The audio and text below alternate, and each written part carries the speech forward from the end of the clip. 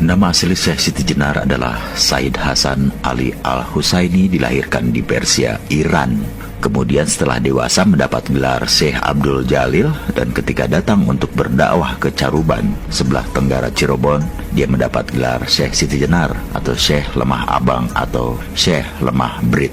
Syekh Siti Jenar adalah seorang Sayyid atau Habib keturunan dari Rasulullah Shallallahu Alaihi Wasallam. Nasab lengkapnya adalah Syekh Siti Jenar Said Hasan Ali bin Said Salih bin Said Isa Alawi bin Said Ahmad Syah Jalaluddin bin Said Abdullah Khan bin Said Abdul Malik Azmat Khan bin Said Alwi Amil Fakih bin Said Muhammad Sohib Mirbat bin Said Ali Hali Hasam bin Said Alwi Sohib Baiti Jubair bin Said Muhammad Maula Saumah bin Said Alwi Al-Mubtakir bin Said Ubaidillah bin Said Ahmad Al-Muhajir bin Said Isa An-Nakib bin Said Muhammad An-Nakib bin Said Ali Al-Uraidi bin Imam Jafar As-Sadiq bin Imam Muhammad Al-Bakir bin Imam Ali Zainal Abidin bin Imam Husaini As-Sahid bin Sayyidah Fatimah Az-Zahra binti Nabi Muhammad Rasulullah Shallallahu Alaihi Wasallam.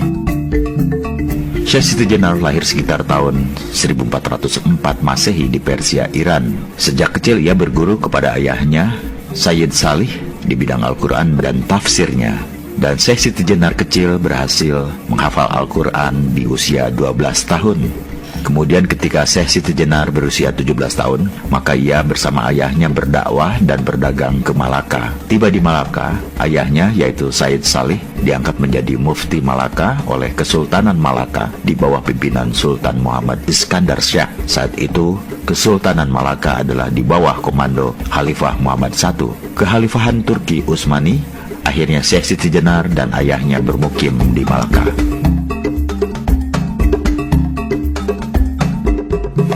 Kemudian pada tahun 1424 Masehi ada perpindahan kekuasaan antara Sultan Muhammad Iskandar Syah kepada Sultan Muzaffar Syah, sekaligus pergantian mufti baru dari Said Solih, ayah Siti Jenar, kepada Syekh Syamsuddin Ahmad. Pada akhir tahun 1425 Masehi, Said Salih beserta anak dan istrinya pindah ke Cirebon. Di Cirebon, Said Salih menemui sepupunya yaitu Said Kahfi bin Said Ahmad. Posisi Said Kahfi di Cirebon adalah sebagai mursyid Tarekah Al-Mutabarah Al-Ahadiyah dari Sanad Utsman bin Affan, sekaligus penasihat agama Islam Kesultanan Cirebon. Said Kahfi kemudian mengajarkan ilmu Marifatullah kepada Siti Jenar yang pada waktu itu berusia 20 tahun. Pada saat itu, mursyid Al-Tarekah Al-Mutabarah Al-Ahadiyah ada 4 orang, yaitu yang pertama Maulana Malik Ibrahim sebagai mursyid Tarekah Al-Mutabarah Al-Ahadiyah dari Sanad Sayyidina Abu Bakar As-Siddiq untuk wilayah Jawa Timur, Jawa Tengah, Bali, Sulawesi, Kalimantan, Nusa Tenggara, Maluku dan sekitarnya. Yang kedua, Said Ahmad Faruqi Sirhindi dari Sanad Sayyidina Umar bin Khattab untuk wilayah Turki, Afrika Selatan, Mesir dan sekitarnya. Yang ketiga, Said Kahfi dari Sanad Sayyidina Utsman bin Affan untuk wilayah Jawa Barat, Banten, Sumatera, Campa dan Asia Tenggara. Yang keempat, Said Abu Abdullah Muhammad bin Ali bin Jafar Al-Bilali dari Sanad Imam Ali bin Abi Thalib untuk wilayah Mekah, Madinah, Persia, Irak, Pakistan, India, dan Yaman.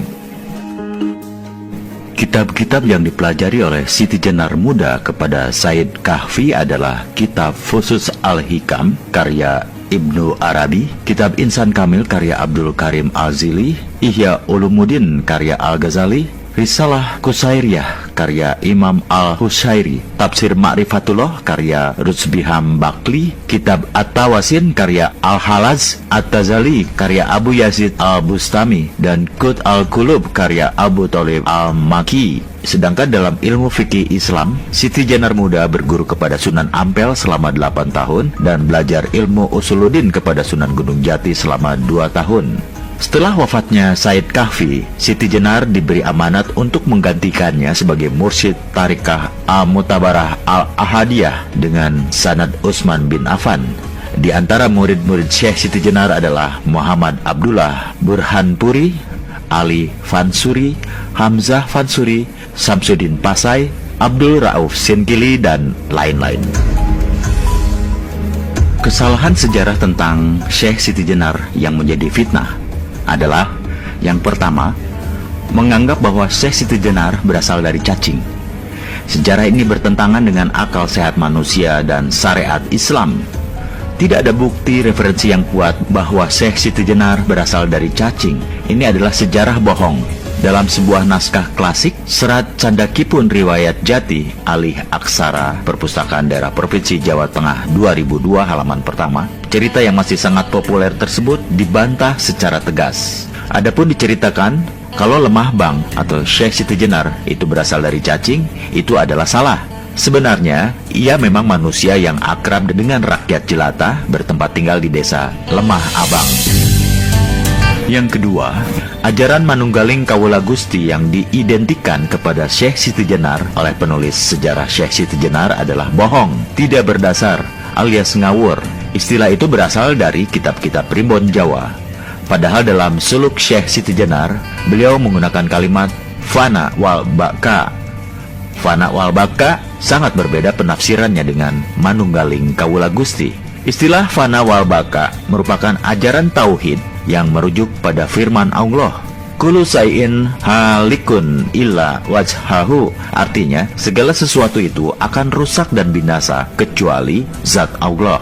Syekh Siti Jenar adalah penganut ajaran tauhid sejati dan tauhid syar'i. Ketiga, dalam beberapa buku diceritakan bahwa Syekh Siti Jenar meninggalkan sholat puasa Ramadan, sholat Jumat, haji, dan sebagainya. Syekh Burhanpuri dalam risalah Burhanpuri halaman 19 membantahnya. Ia berkata, saya berguru kepada Syekh Siti Jenar selama 9 tahun. Saya melihat dengan mata kepala saya sendiri bahwa dia adalah pengamal syariat Islam sejati. Bahkan sholat sunnah yang dilakukan Syekh Siti Jenar adalah lebih banyak daripada manusia biasa. Tidak pernah bibirnya berhenti berzikir Allah, Allah, Allah, dan membaca sholawat Nabi. Tidak pernah ia putus puasa Daud, Senin Kamis, puasa Yaumul Bid, dan tidak pernah saya melihat dia meninggalkan sholat Jumat. Yang keempat, beberapa penulis telah menulis bahwa kematian Syekh Siti Jenar dibunuh oleh Wali Songo dan mayatnya berubah menjadi anjing. Bantahannya, ini suatu penghinaan kepada seorang wali Allah, seorang cucu Rasulullah, sungguh amat keji dan biadab. Seseorang yang menyebut Syekh Siti Jenar lahir dari cacing dan meninggal jadi anjing. Jika ada penulis menuliskan seperti itu, berarti dia tidak bisa berpikir jernih dalam teori antropologi atau biologi kuantum sekalipun. Manusia lahir dari manusia dan akan wafat sebagai manusia. Maka saya meluruskan riwayat ini berdasarkan riwayat para habib, ulama, kiai, dan ajengan yang terpercaya kewaraannya. Mereka berkata bahwa Syekh Siti Jenar meninggal dalam kondisi sedang bersujud di pengimaman Masjid Agung Cirebon setelah sholat tahajud, dan para santri baru mengetahuinya saat akan melaksanakan sholat subuh. Kelima, cerita bahwa Syekh Siti Jenar dibunuh oleh 9 wali adalah bohong. Tidak memiliki literatur primer. Cerita itu hanyalah cerita hayalan, fiktif, yang ditambah-tambahi agar kelihatan dahsyat dan laku bila dijadikan film atau sinetron. Wali Songo adalah penegak syariat Islam di tanah Jawa. Padahal dalam Maqasidus Syariah diajarkan bahwa Islam itu memelihara kehidupan. Hifsun nasal wilhayah, tidak boleh membunuh seorang jiwa yang mukmin yang di dalam hatinya ada iman kepada Allah. Tidak mungkin 9 wali Allah yang suci dari keturunan Nabi Muhammad akan membunuh wali Allah dari keturunan yang sama. Tidak bisa diterima akal sehat. Penghancuran sejarah ini menurut ahli sejarah Islam Indonesia, Azumardi Azra, adalah ulah penjajah Belanda untuk memecah belah umat Islam agar selalu bertikai antara Sunni dan Syiah, antara ulama syariat dan ulama hakikat. Bahkan penjajah Belanda telah mengklasifikasikan umat Islam Indonesia dengan politik divide et impera, politik pecah belah dengan 3 kelas. Kelas santri diidentikan dengan 9 wali, kelas priai diidentikan dengan Raden Patah dan Sultan Demak, kelas abangan diidentikan dengan Syekh Siti Jenar.